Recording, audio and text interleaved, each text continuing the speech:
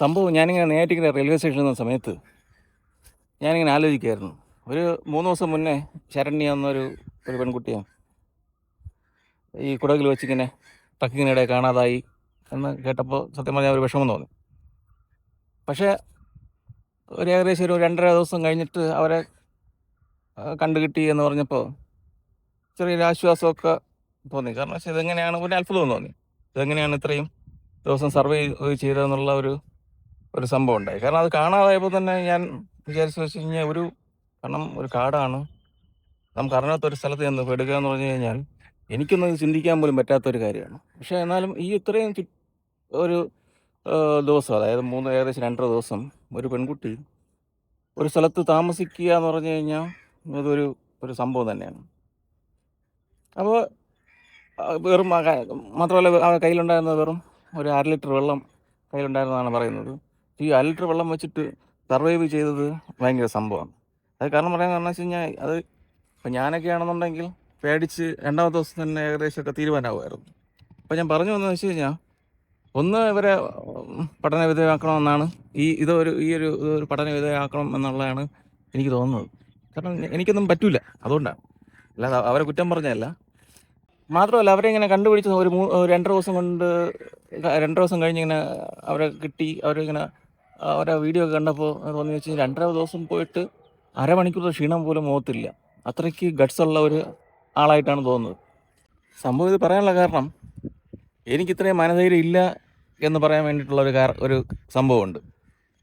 ഞാൻ 2012-ലാണെന്ന് തോന്നുന്നു, ഞാൻ കൊല്ലത്ത് വർക്ക് ചെയ്യുന്ന സമയത്ത്.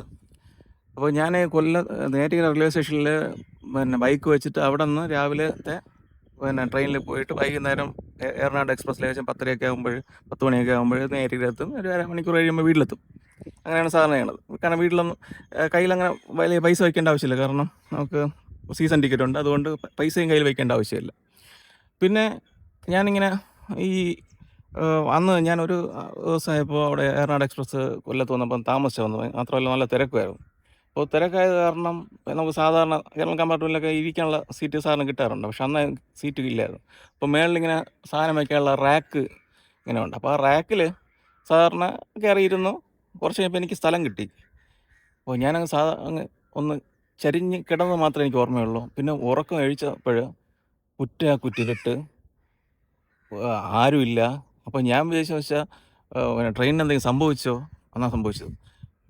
ആ സമയത്ത് എൻ്റെ കാലിലന്ന് തലയിലേക്ക് ഒരു തരിപ്പ് പോലെ കയറിയിട്ടേ എന്താണ് സംഭവിച്ചതെന്ന് മനസ്സിലാക്കാൻ തന്നെ കുറച്ച് സമയമെടുത്തു. അങ്ങനെ സമയമെടുത്ത് ഒന്ന് ഓർമ്മയൊക്കെ വന്ന സമയത്ത് നാറുവൽ ജംഗ്ഷനിൽ അനൗൺസ്മെൻ്റ് ഇങ്ങനെ കേൾക്കാം.